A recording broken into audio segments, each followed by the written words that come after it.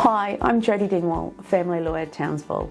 I advise and represent people who are going through a separation. Today I'm talking about consent orders, and we'll spend a little time describing what they are and why they're useful. If you've separated from your spouse or de facto partner and you've reached an agreement about arrangements for the children and your property, consent orders are often the best way to document your agreement. So, what are consent orders? Consent orders are essentially an agreement that's been stamped and sealed by the court and therefore is legally binding. You can have consent orders that refer to both parenting and property settlement matters.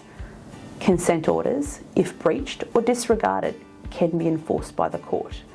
Also, if they're about property and financial matters, they can provide tax benefits. For example, if part of your property settlement provides that an interest in a property that is real estate, such as a house or land, is to be transferred to you from your former spouse, if this is documented in consent orders, you will not have to pay stamp duty on the transfer. Normally, all transfers attract stamp duty, and it can be a considerable amount of money. The cost of stamp duty can often be much more than the cost of paying for a lawyer to prepare the consent order. Consent orders may also exempt you from having to pay capital gains tax on property transfers, or from paying stamp duty on share transfers, or to remove a party from a trust, or when transferring shares in a company. These are just a few examples. So how do you obtain consent orders? Well, you need to apply to the family court for consent orders. There is a bit of paperwork involved. You need to complete, sign and date an application for consent orders form. This is a lengthy document and it sets out all of the details of your marriage and details about the children and property of the relationship. And attached to this application is another document which contains your proposed orders, or I like to call it the terms you and your former partner have agreed to. This is called minutes of consent or orders. The family court provides specific templates that are accessible from the family court website. There is quite a lot of information and detail that the court requires. There are costs involved in obtaining consent orders. There is a court fee for filing an application for consent orders. The rate changes yearly. At the time of making this video, the fee is around $180. If you have a concession card, you can claim an exemption from paying this fee. There is also a fee if you engage a lawyer to draft the application and orders. You could make the application without a lawyer, but you should know that there is quite a lot of information to gather and documentation to consider and fill out. Drafting orders that cater specifically to your agreement usually requires an experienced lawyer. I always recommend people obtain independent legal advice about the orders you're agreeing to. Also, if you have property matters that involve superannuation splits or property transfers, the orders need to be very specific so that they are enforceable. At the very least, I always recommend engaging a lawyer to look over your proposed orders and application documents so that you can be certain that your documents meet the court's requirements, and to ensure that your orders are specific enough to be enforceable in the event of a default. In terms of process, once the documents are prepared, they are filed with the court. A registrar of the court will read through the documents and apply the law that is relevant.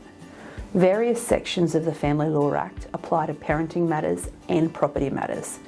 If the court is satisfied that your agreement, which is what is set out in the consent orders, is in the best interest of your children for a parenting matter and is legally fair for a property matter, then the court will seal your orders. Once you have the court seal, the consent orders are made and are deemed to be final. Your agreement is now essentially contained in orders of the court, called consent orders, and you are able to apply to the court to enforce your orders if one party fails to comply with the terms of your agreement. Consent orders are regarded as final and can only be changed by a further consent order or an order made by the court. Consent orders can be varied by a parenting plan, though the parenting plan will only vary the consent order to the extent it addresses specific issues. The parenting plan may refer to a couple of specific things that will effectively vary the consent orders. The consent orders may refer to several things and matters that are not referred to in the parenting plan, which will remain intact as per the consent orders. I'm often asked how much it costs for a lawyer to prepare consent orders. This can be a difficult question to answer because everyone's situation is unique. Obviously, where there are numerous orders to be drafted, there is much more time involved than when there are only a few orders to draft. Generally though, there is still a fair bit of paperwork and time required to turn your agreement into consent orders.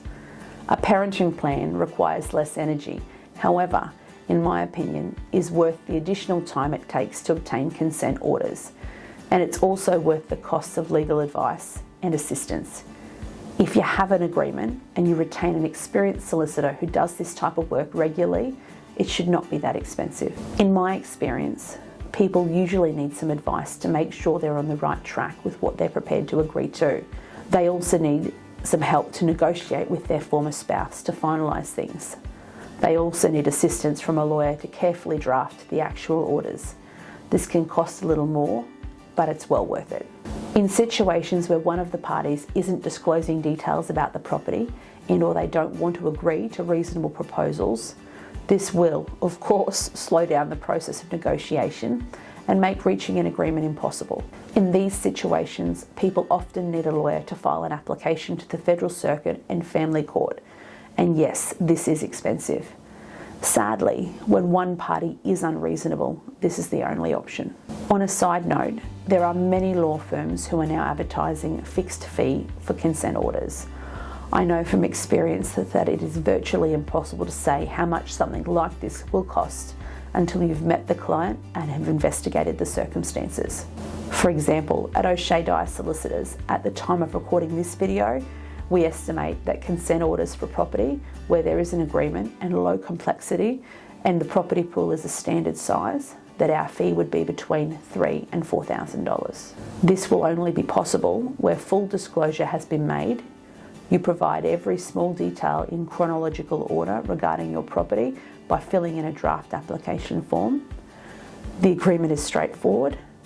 The property pool is a standard size and both parties are in complete agreement. Consent orders in these circumstances will take around 5 or 6 hours of my time and about 3 hours or so of a paralegal's time.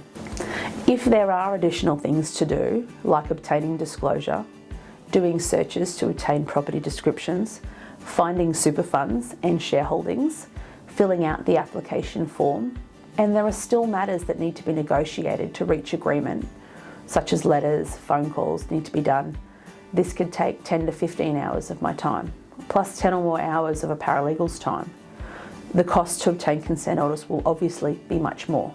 Firms who tell you the cost is fixed at $2,000 or higher will often give you a revised quote down the track after you've retained them. And most clients feel once they've engaged a lawyer, they're stuck, especially if they have already spent money with them. That's not how we operate at OSheaDyer Solicitors.